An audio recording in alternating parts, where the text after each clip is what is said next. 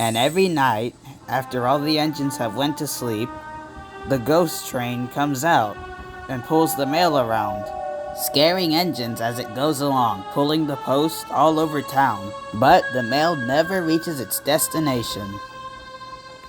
Percy, are you sure you're not just describing you?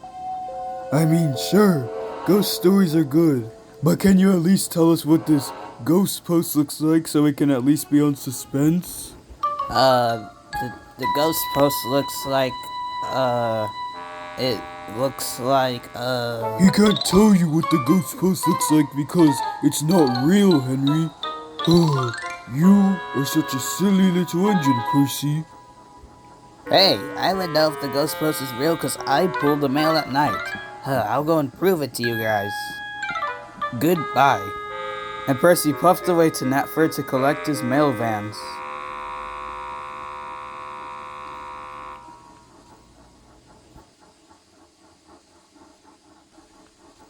Speaking of ghost stories, would you guys like to hear a ghost story of my own? No, thank you, Edward.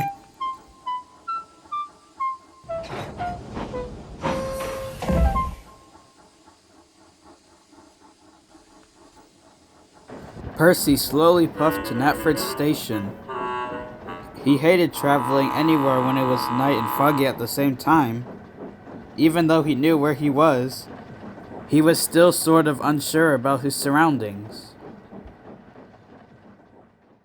Percy stood at Knapford Station, waiting for the guard to blow his whistle, when suddenly, Gordon puffed alongside him.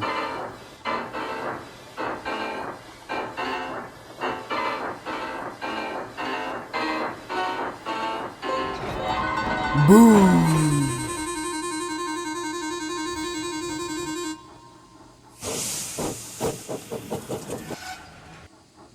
Gordon, that wasn't funny. You could have caused an accident. Oh, Percy, it was just a little fun. Can't you take a joke?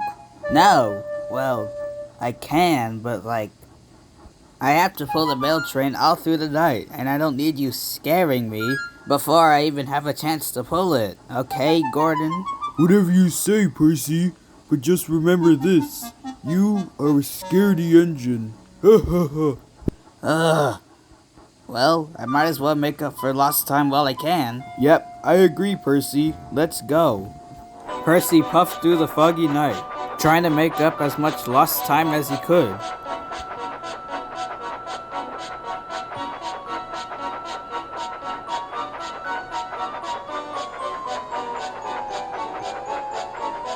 But he was too busy thinking of how to prove that the ghost post was real that he didn't even notice that the points were switched in the wrong direction. Percy was going the wrong way.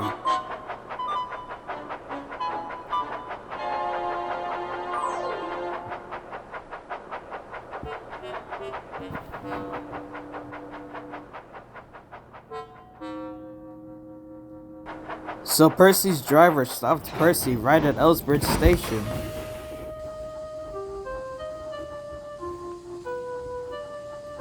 Percy's driver walked out of his cab and right towards Percy.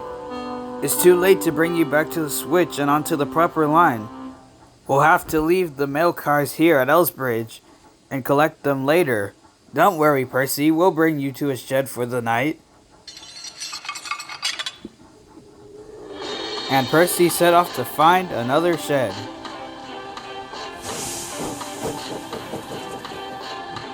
Once again, Percy puffed through the foggy night, and he knew where he was. Sights to see, sights to see. Oh, there's Crosby Station. I'm close to Wellsworth now. This might actually go well. Sure enough, in the distance, Percy saw the suspension bridge. That meant that Percy was right next to Wellsworth. Once I go over that bridge, I'll be at Wellsworth in no time. Then, I can sleep in a nice, cozy shed. So Percy kept puffing on until he reached Wellsworth. But there was a problem. A truck of flour had been left behind on the crossing, and the gates had closed in between it. Trevor was trying to push it off the tracks.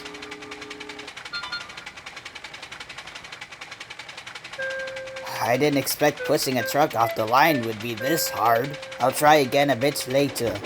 Then he heard an engine puffing towards it. That can't be good.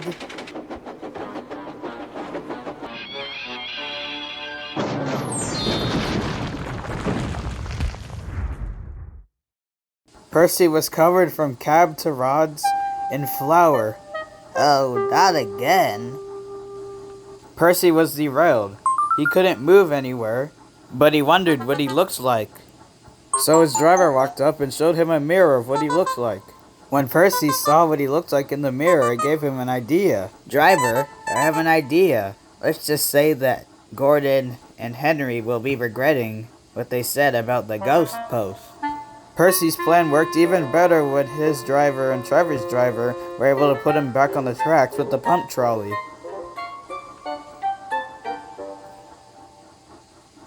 He explained his plan to the driver. We have to go back to Ellsworth to collect my mail vans.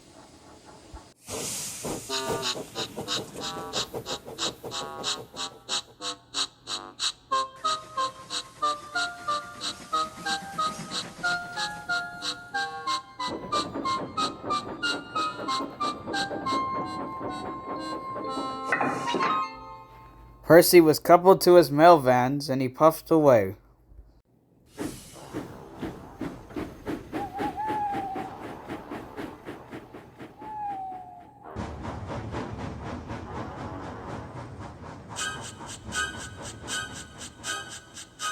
That was a good trick you played on Percy back there, Gordon. Yeah, I know. My funny side really is funny. Ha ha ha.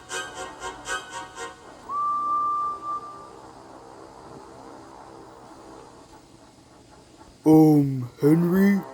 What was that?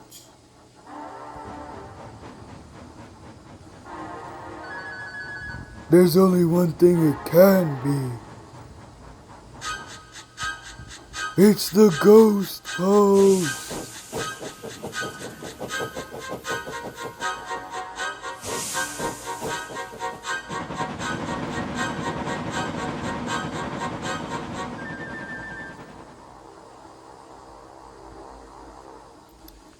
Ah ha ha. That will teach them for calling my ghost stories silly. Now I better deliver the rest of this mail and wash off.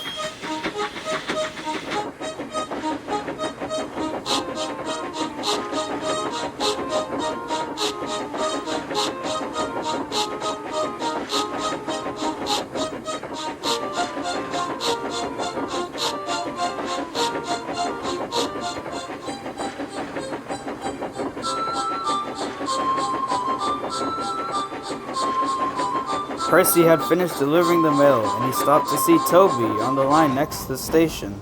Hello, Percy. What are you doing here on a foggy night like this? Well, I told a ghost story, and now I finished delivering the mail. But hey, can you do something for me? Of course. What do you want me to do? I want you to tell James about the ghost post and what happened to Gordon and Henry. And he explained the ghost post. All right, I'll do it. And Toby puffed away to tell the engines.